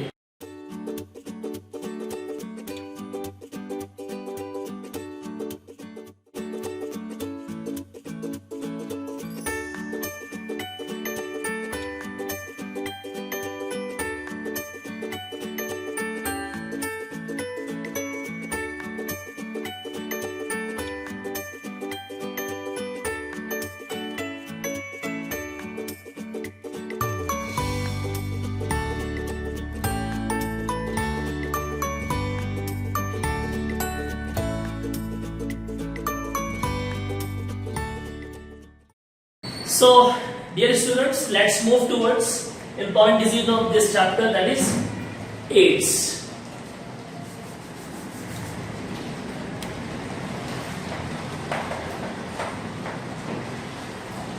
एड्स का फुल फॉर्म आप में से बहुत से लोगों को पता होगा। ये कौन से वायरस से होता है ये भी आप लोगों को पता होगा। HIV वायरस से होता है ये, ह्यूमन इम्यूनोडेफिशिएंसी वायरस। और एड्स का फुल फॉर्म है acquired immunodeficiency virus. Acquired means the one that we get from another source, or from outside source. It is known as acquired. हमने ये वर्ड इम्यूनिटी में पढ़ा था, acquired immunity. Acquired immunodeficiency यानी कि individual को अगर ये डिजीज होता है, ये सिंड्रोम होता है, तो उसमें उसकी जो इम्यून सिस्टम है वो डेफिशिएंट हो जाती है, उसकी डेफिशिएंसी हो जाती है। दैट इज व्हाई उसका नेम है एक्वायर्ड इम्यूनोडेफिशिएंसी सिंड्रोम, जो एक वायरल डिजीज है जो HIV नेम के एक वायरस से होता है। अब ये जो बीमारी है इसका मोड ऑफ ट्रांसमिशन हमारे पास 3 फैक्टर्स है। पहला मोड ऑफ ट्रांसमिशन है having sex with multiple partners. पहला क्या है mode of transmission? Having sex with multiple partners. Second, using needles and syringes of the infected person. एक इंडिविजुअल है जिसको HIV पॉजिटिव है और हमने उसका नीडल और सिरिंज यूज कर लिया और ब्लीडिंग हो गया, कटिंग हो गया, then there is a chances that उस इंडिविजुअल को HIV हो जाएगा। और तीसरा जो इंपॉर्टेंट कंडीशन है वो है फ्रॉम मदर टू चाइल्ड, यानी कि एक लेडी है वो is pregnant and she is having HIV positive, तो उसका जो बच्चा है अगर उसकी पैदाइश होगी तो उसको भी ये बीमारी हो जाएगी। उस कंडीशन को हम कहते हैं transplacental. We know placenta is a temporary organ, तो प्लासेंटा के द्वारा ही चीजों का एक्सचेंज होता है from mother to foetus. So if a lady is suffering from HIV positive and if she is pregnant, then there is a chances that 100% वो जो बेबी है वो भी HIV पॉजिटिव होगा और उस कंडीशन को हम कहते हैं transplacental. Acquired immunodeficiency syndrome HIV virus से होता है, जिसके 3 मोड ऑफ ट्रांसमिशन मैंने आपको बताया। साइन एंड सिम्टम्स, इसका साइन एंड सिम्टम्स बहुत जल्दी पता नहीं चलता है क्योंकि इट्स नॉट कंपल्सरी कि एक इंडिविजुअल को एड्स जो है वो हो गया तो उसको बहुत जल्दी पता चल जाए, अनलेस उसका जो इम्यून सिस्टम है वो वीक नहीं हो जाता है। इम्यून सिस्टम जब धीरे धीरे वीक होने लगता है देन ही रियलाइजेस। उसके साथ साथ कुछ और भी सिम्टम्स है उसकी बॉडी में, वेट लॉस है, उसका वेट जो है वो धीरे धीरे घटते जाता है। और इम्यून सिस्टम जब डिस्ट्रॉय होता है, एक इंडिविजुअल का जब इम्यून सिस्टम डिस्ट्रॉय होता है तो उसके बॉडी में और भी बहुत सारे प्रॉब्लम्स क्रिएट हो जाते हैं और उसको इस बात के चांसेस है कि और भी दूसरी बीमारियां हो जाएंगी, क्योंकि उसके बॉडी का जो इंपॉर्टेंट मैकेनिज्म है, जो इम्यून सिस्टम है, वो धीरे धीरे वीक हो जा रहा है। वेट लॉस है, स्वेटिंग है, बहुत ज्यादा उसको पसीना आने लगता है, बहुत हाई लेवल का फीवर हो जाता है। और जैसा कि मैंने आपको बताया कि एक इंडिविजुअल की बॉडी में, when I was teaching you about immunity and immune system and antibody, तो मैंने आपको बताया था कि एंटीबॉडी का मेन काम है एंटीजन से फाइट करना, फॉरेन पार्टिकल से फाइट करना। तो हमारे बॉडी के अंदर एक इंपॉर्टेंट टाइप का सेल है जिसे हम CD4 T सेल्स कहते हैं। ये एक एंटीबॉडी है CD4 T sales.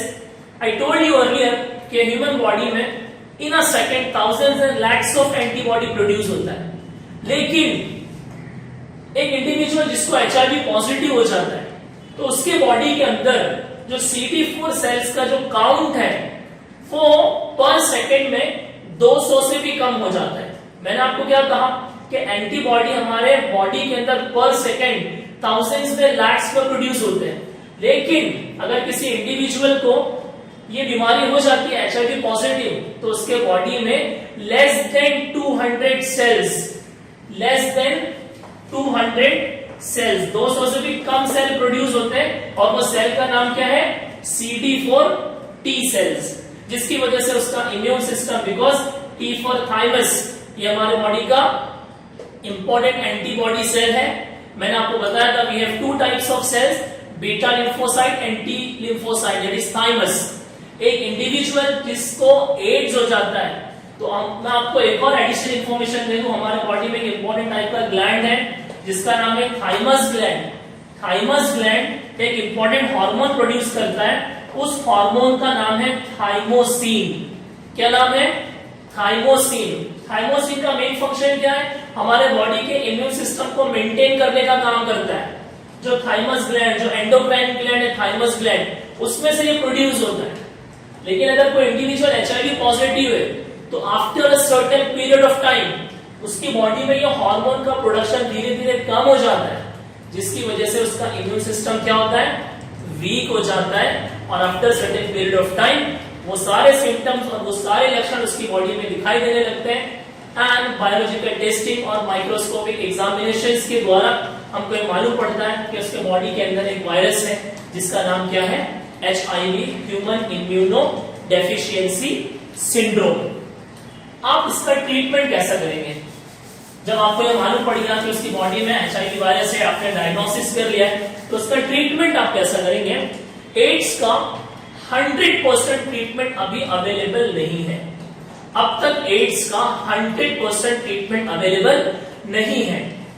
HIV virus की टेस्टिंग के लिए जो बायोलॉजिकल मेथड यूज किया जाता है उसका नाम है एलाइसा। एलाइसा का फुल फॉर्म है E for enzyme, L for linked, IS for immunosorbent and A for essay, ASSA1। HIV positive testing के लिए जो बायोलॉजिकल मेथड यूज किया जाता है उसका नाम है एलाइसा। एलाइसा का फुल फॉर्म है एंजाइम लिंक्ड इम्यूनोसॉर्बेंट एसे। ये आपको फुल फॉर्म याद रखना है। ये टेस्टिंग के बाद हमको अगर ये मालूम पड़ता है कि एक इंडिविजुअल को HIV वायरस है तो जाहिर सी बात है हम उसको 100% ट्रीट नहीं कर सकते।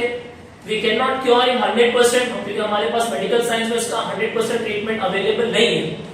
बट एक थेरापी है जिसका यूज करके हम उसके ब्लड में जो HIV के जो पार्टिकल्स हैं उसके नंबर को हम रिड्यूस कर सकते हैं, या एटलीस्ट वो जिस लेवल पे है उससे ऊपर हम बढ़ने नहीं देंगे। उस ट्रीटमेंट का नाम है HAART, हार्ट। क्या नाम है? Heart. H for highly, A for active, AR for anti retroviral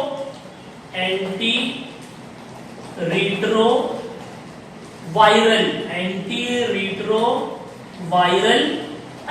T for therapy. ये थेरापी के जरिए हम इस बात की कोशिश करते हैं कि उस इंडिविजुअल की बॉडी में जो HIV के पार्टिकल्स हैं वो रिड्यूस होते जाए कंटिन्यूअसली।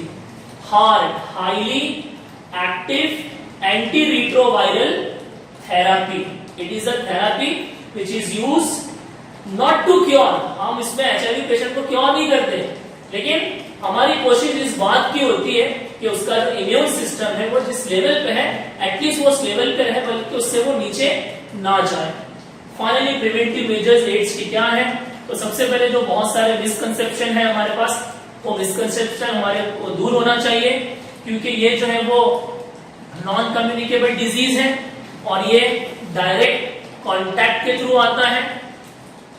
प्रिवेंटिव मेजर्स में आपको एक चीज मैं और बताता चलूं कि सबसे ज्यादा जो HIV पॉजिटिव के पेशेंट्स हैं वो यंग ब्लड्स हैं। 15 से लेकर 29 जो एज है, 15 से लेकर 29 साल, सबसे ज्यादा HIV पॉजिटिव के पेशेंट इस एज के आपको मिलेंगे। ये हमारे पास एक स्टैटिस्टिकल स्टडी है, एक स्टैटिस्टिकल डेटा जो हमको ये बताता है। कौन कौन से प्रिवेंटिव मेजर्स हम यूज करेंगे, जिसमें सबसे पहली चीज है वो सेफ सेक्स। सेफ सेक्स करेंगे आप। मैं अपनी तरफ से भी कुछ चीजें कहूंगा, वो ये कि आप इलीगल सेक्सुअल कांटेक्ट नहीं करेंगे, आप सेक्स हाइजीन को फॉलो करेंगे। आपको एक बात समझ में आना चाहिए, कोई भी कॉन्ट्रासेप्टिव 100% सेफ नहीं है। आप लिविंग इन रिलेशनशिप में हैं और आपको ऐसा लगता है कि मैं अपने पार्टनर के साथ सेक्स कर लूंगा या सेक्स कर लूंगी तो मैं 100% सेफ हो जाऊंगी, ऐसा जरूरी नहीं है। आप सेक्स हाइजीन को फॉलो करेंगे, सेक्स के प्रिंसिपल्स हैं उसको आप फॉलो करेंगे और एक हेल्थी लाइफ जीने की पूरी कोशिश करेंगे। So this was all about AIDS acquired immunodeficiency syndrome. AIDS virus का डायग्राम आपको 5 बार ड्रॉ करना है, ये असाइनमेंट है। मैं अपने लेक्चर्स के बाद आपको एड्स वायरस का डायग्राम दिखाऊंगा, उसके अंदर आपको इंपॉर्टेंट एंजाइम की स्टडी करना है। उस एंजाइम का नाम है रिवर्स ट्रांसक्रिप्टेज।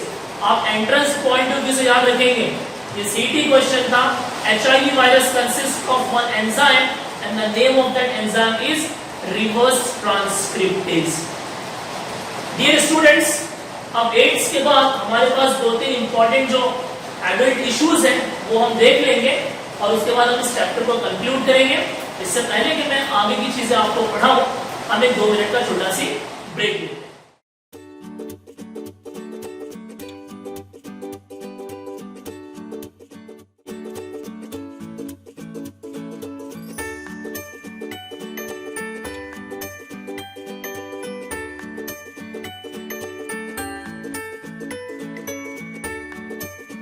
सो डियर स्टूडेंट्स, हम इस चैप्टर के अपने आखिरी पड़ाव पर हैं और कुछ इंपॉर्टेंट जो इश्यूज हैं वो हमें इस चैप्टर में पढ़ना है। सबसे पहला है एडोलेसेंस। एडोलेसेंस एक स्टेज है ह्यूमन बॉडी का जो आफ्टर 10 स्टार्ट होता है, आफ्टर 12 स्टार्ट होता है, जिसे हमने 3 पार्ट में डिवाइड किया है, 10 से लेके 14 साल, 10 to 14 ईयर्स, और उसके बाद 14 से लेके 18 ईयर्स, और उसके बाद फिर 18 से लेके जो हमारा आगे का जो पीरियड है 27, 26 या 25 एज, इसको हम एडल्ट एज कहते हैं। एडोलेसेंस इस चैप्टर में ऐड क्यों किया गया है? तो इस चैप्टर में एडोलेसेंस, उससे इंपॉर्टेंट जो चीज हमको पढ़ना है एडोलेसेंस से रिलेटेड, वो है प्यूबर्टी, यानी कि जो डेवलपमेंटल स्टेज होता है जो एक मेल में या एक लड़के में आफ्टर द एज ऑफ 12 और एक लड़की में या गर्ल्स में after the age of 40, sorry उल्टा बोल रहा हूँ, एक लड़के में आफ्टर द एज ऑफ 14 और एक लड़की में after the age of 12 start होता है। तो एडोलेसेंट स्टेज में एक इंडिविजुअल की बॉडी में, एक लड़के की या लड़की की बॉडी में जो हार्मोनल चेंज होता है, जो डेवलपमेंटल चेंज होता है, जो मेंटल चेंज होता है, और उसके बाद जो इमोशनल चेंज होते हैं, जो सोशल चेंज होते हैं, उसकी स्टडी की जाती है, उसे हम कहते हैं एडोलेसेंस। ये तीनों जो हमारे पास स्टेज है, अर्ली स्टेज, मिडिल स्टेज और जो लेट स्टेज है विच कम्स आफ्टर 18 और 19। आपने एक और इंपॉर्टेंट वर्ड सुना होगा, टीन एज। 13 से लेकर 19 तक का जो एज है, जहां पे हम लोग full with energy and full with enthusiasm रहते हैं और हमारे अंदर एक बहुत जबरदस्त एनर्जी का स्टोरेज रहता है कि हम कुछ भी कर सकते हैं, हम बहुत अच्छा भी सोच सकते हैं अगर सोचना चाहे तो, और हम बहुत बुरा भी काम कर सकते हैं अगर हम बुरा करना चाहे तो, लेकिन आपको वो करना नहीं है। तो एडोलेसेंस एज के अंदर या एडोलेसेंस जो स्टेज है, इसमें आपको इन्हीं चीजों की स्टडी करना है कि ये जो एज है 10 से लेकर 15 या फिर 15 से लेकर 20, या जो टीन एज हम जिसे कहते हैं, वो टीन एज में जो हार्मोनल चेंज आता है, जो डेवलपमेंटल चेंज आता है, जो फिजिकल चेंज आता है, जो सोशल चेंज आता है, जो इमोशनल चेंज आता है, और ऐसे टाइम पर एक प्रेशर डेवलप होता है। तो ऐसे टाइम पर हम जो अडल्ट माइंड है या जो यंग ब्लड है, हम उन्हें किस तरह से प्रॉपरली गाइड करें, ताकि वो दूसरी चीजों में मुलविस ना हो, दूसरी चीजों में वो एडिक्टेड ना हो जाए। इसीलिए एडोलेसेंस के बाद इस चैप्टर में जो सेकंड और थर्ड चीज जिसकी हमें स्टडी करना है वो है एडिक्शन, और उसके बाद ड्रग एंड अल्कोहल अब्यूज। आपने एडिक्शन वर्ड सुना होगा कि ये जो है वो स्मोकिंग एडिक्टेड है, या फिर ये जो बंदा जो है वो गुटखा बहुत खाता है, या ये बंदा जो है वो सुपारी बहुत खाता है, या ये बंदी जो है वो ड्रग्स बहुत लेती है। आपने कुछ कॉमन ड्रग्स के नेम सुने होंगे जो इस चैप्टर में आपको याद रखना है, और उसके प्लांट से सोर्स आपको याद रखना है। मैं कुछ कॉमन ड्रग्स के आपको नेम्स बताता हूँ इस चैप्टर से जो आपको याद रखना है, और एग्जाम पॉइंट है उससे भी याद रखना है। जैसे मेरे पास एक नाम है ओपियोइड्स। क्या नाम है ड्रग्स का? ओपियोइड्स। ये ड्रग्स का जो प्लांट सोर्स है उसका नाम आपको याद रखना है। Fill in the blanks point of view से इट इज पैपावर सोमनीफेरम।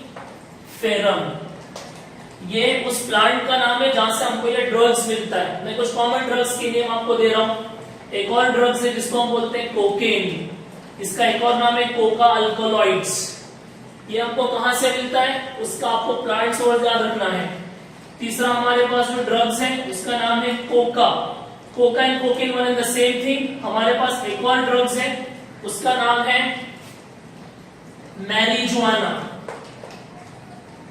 हमारे पास एक और ड्रग है उसका नाम है चरस एंड गांजा। ये कॉमन वर्ड है जो आप सुनते होंगे। चरस है, गांजा है, हैशिश है, हेरोइन है। ये कुछ कॉमन ड्रग्स के नाम आप सुनते होंगे। कोकेन या कोका हमको कहां से मिलता है?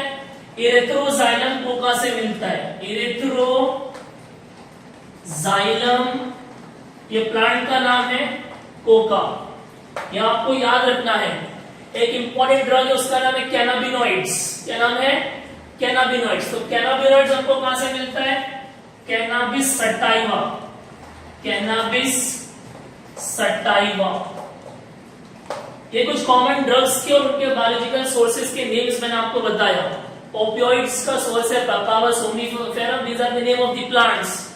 ये ड्रग्स का मेडिसिनल यूज अगर हो तो बहुत अच्छा है। During surgery this drugs are use.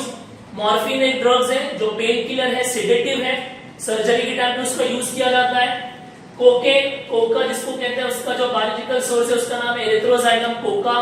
और तीसरा मैंने आपको एग्जांपल दिया कैनाबिनॉइड्स का जो हमको कैनाबिस सटाइवा नेम के प्लांट से मिलता है। अब अगर हम इन ड्रग्स का उपयोग एडिक्शन के लिए करें या एज अ हैलुसिनोजन करें, हैलुसिनेशन या हैलुसिनेशन क्या है? ये हमारा जो सीएनएस होता है उसको वो बहुत ज्यादा एक्टिव कर देता है। जो हमारी मेंटल एबिलिटी उसको वो बहुत स्पीड पे बढ़ा देता है। मोस्ट ऑफ द टाइम जो एथलीट्स रहते हैं या उनका जब डोपिंग टेस्ट होता है तो वो पकड़े जाते हैं तो वो इस तरह के ड्रग्स को और इस तरह के स्टेरॉइड्स को लेते हैं। तो ये जो आपके चैप्टर में ये जो टॉपिक डाला गया है ड्रग्स एंड अल्कोहल अब्यूज, ये क्यों डाला गया? क्योंकि ज्यादातर जो यंग जनरेशन है, जो यंग ब्लड है, अगर उन्हें प्रॉपरली एजुकेट नहीं किया जाता है, उनकी प्रॉपर साइकोलॉजिकल और एजुकेशनल काउंसलिंग नहीं की जाती है, तो हम ये देखते हैं कि वो यूथ्स और वो यंगस्टर्स हम खुद अपनी सोसाइटी में और समाज में देखते रहेंगे कि they are drugs and alcohol abuse हो चुके हैं और एडिक्टेड हो चुके हैं। हमको पता है कि ये जितने भी ड्रग्स हैं या जो भी अल्कोहल है इसके हमारे बॉडी पे, ह्यूमन बॉडी पे बहुत ज्यादा डेंजरस जो है वो इम्पैक्ट है, बहुत ज्यादा डेंजरस इफेक्ट्स है। और हमको ये भी पता है कि इससे बहुत ज्यादा बीमारियां होती है। एडोलेसेंस स्टेज में या टीन एज में एक इंडिविजुअल को, एक बच्चे को या बच्ची को हमें किसी पर्टिकुलर ड्रग्स या अल्कोहल अब्यूज से या एडिक्शन से बचाना है तो हमें क्या करना होगा? सबसे पहली चीज ये कि हम अवॉइड करेंगे पीयर प्रेशर। हम बच्चों पे बहुत ज्यादा प्रेशर नहीं डालेंगे, हम उन्हें बहुत अच्छे से समझाएंगे, उनका प्रॉपर हम एजुकेशन काउंसलिंग करेंगे, उनको हम इंपॉर्टेंस ऑफ एजुकेशन समझाएंगे। और पीयर प्रेशर के बाद सेकंड जो इंपॉर्टेंट चीज है वो है प्रॉपर काउंसलिंग और प्रॉपर गाइडेंस। हम उनको प्रॉपरली गाइड करेंगे, उन्हें हेल्थ का इंपॉर्टेंस समझाएंगे, लाइफ का इंपॉर्टेंस समझाएंगे, लाइफ का पर्पस क्या है ये समझाएंगे। वर्ल्ड हेल्थ ऑर्गेनाइजेशन ने बहुत सारी गाइडलाइंस हमको प्रोवाइड की है कि उन गाइडलाइंस का अगर हम यूज करें तो हम एक बच्चे को या एक बच्ची को अब्यूज होने से या किसी पर्टिकुलर एडिक्शन से हम बचा सकते हैं। ये कुछ इंपॉर्टेंट टॉपिक्स थे जो इस चैप्टर में आपको पढ़ना था फाइनली, और आपको इस टॉपिक में जो चीज बहुत अच्छे से याद रखना है वो ये है कि कौन से पर्टिकुलर ड्रग्स का कौन सा सोर्स है। मेडिकल साइंस में ड्रग्स का मतलब होता है मेडिसिन, और हम लोग ड्रग्स को पॉजिटिव पर्पस के लिए यूज करते हैं, लेकिन अगर आप इसका इस्तेमाल नशे के लिए करेंगे तो जाहिर सी बात है, साइंस का एक सिंपल लॉ है, if you go against to nature then nature will harm you. अगर आप कोई काम नेचर के अगेंस्ट में जाके करते हैं तो आज नहीं तो कल आपको उसका नुकसान होगा। Dear students, this was all about this chapter known as human health and diseases. हम एक क्विक रिकैप लेते हैं कि हमने इस चैप्टर में किन किन चीजों का स्टडी किया है। इस चैप्टर को खत्म करने के बाद और इन बिटवीन या स्टार्टिंग में हम कुछ इंपॉर्टेंट पावर पॉइंट्स के जरिए से और इन बिटवीन कुछ चार्ट्स के जरिए से और कुछ वीडियोस के जरिए से और भी कुछ एक्सप्लेनेशन देकर इस चैप्टर के टॉपिक्स को जितना हो सके सिंप्लीफाई करने की पूरी कोशिश करेंगे। हमने इस चैप्टर को स्टार्ट किया था हेल्थ से। हमने हेल्थ क्या वो समझा था, हमने हाइजीन के बारे में पढ़ा, इम्यूनिटी को डिफाइन किया, दो टाइप्स की इम्यूनिटी पढ़ा हमने, एक्वायर्ड और इनेट। इनेट इम्यूनिटी के 4 बैरियर्स हमने देखे, एक्वायर्ड इम्यूनिटी के 4 इंपॉर्टेंट हमने कैरेक्टरिस्टिक्स देखा। उसके बाद हमने कुछ इंपॉर्टेंट बॉडी के सेल्स के बारे में पढ़ा जो एंटीबॉडी प्रोड्यूस करती है, जिसे हम टी सेल्स और बी सेल्स कहते हैं। उसके बाद सेकेंड लेक्चर में हमने ब्लड ग्रुप के बारे में और कुछ कॉमन डिजीज के बारे में पढ़ा, और आज का जो लेक्चर है उसमें हमने कुछ कॉमन इन्फेक्शियस और कुछ कॉमन नॉन इन्फेक्शियस जो नॉन कम्युनिकेबल डिजीज है उसके बारे में पढ़ा। कुछ कॉमन डिजीजेस जो हमने इस चैप्टर में कवर किया उसमें एक था मलेरिया, दूसरा था अमीबियासिस, फिर हमने फिलेरियासिस कवर किया, फिर नॉन इन्फेक्शियस डिजीज में हमने कैंसर को कवर किया, एड्स को कवर किया, और कुछ सिंपल डिजीजेस थे जो मैंने आपको असाइनमेंट दिया है इस उम्मीद के साथ कि आप उस असाइनमेंट को करेंगे। And if you will be having any queries or questions in that particular diseases then Akib sir here you can easily ask me during lectures or after lectures or before lectures whenever you will be getting free time. Finally हमने इस chapter में addiction, adolescence stage, drug and alcohol abuse के बारे में पढ़ा, और हमने ये पढ़ा कि एक इंडिविजुअल या एक यंग ब्लड है अगर वो एडिक्टेड नहीं है तो हम उसको बराबर इसका एक रास्ता, एक पाथवे हम उसको दिखाएंगे, and because of any reason if he or she gets addicted of anything either drugs or alcohol तो हम उसका काउंसलिंग करेंगे, उसको इम्पोर्टेंस ऑफ एजुकेशन बताएंगे, उसको हम लाइफ का पर्पस बताएंगे, और इन सारी चीजों के साथ मैं इस चैप्टर को कंक्लूड करता हूं जिसका नाम है human health and diseases. With this dear students I have completed this chapter. Hope you have got many things from this chapter, and in next lecture definitely we will be covering certain doubts during doubt clearing session or during entrance lectures. I know that you people will be having some queries, so I'm here to deal with all that queries and questions. Now for today आज के लिए इतना ही काफी है। जो चीजें मैंने आज पढ़ाया ये आज के लेक्चर के लिए बहुत है। हम नेक्स्ट क्लास में नए लेक्चर्स के साथ और नए टॉपिक के साथ हम अपने लेक्चर्स की शुरुआत करेंगे। तब तक के लिए आप तमाम लोगों को goodbye, thank you, have a nice day.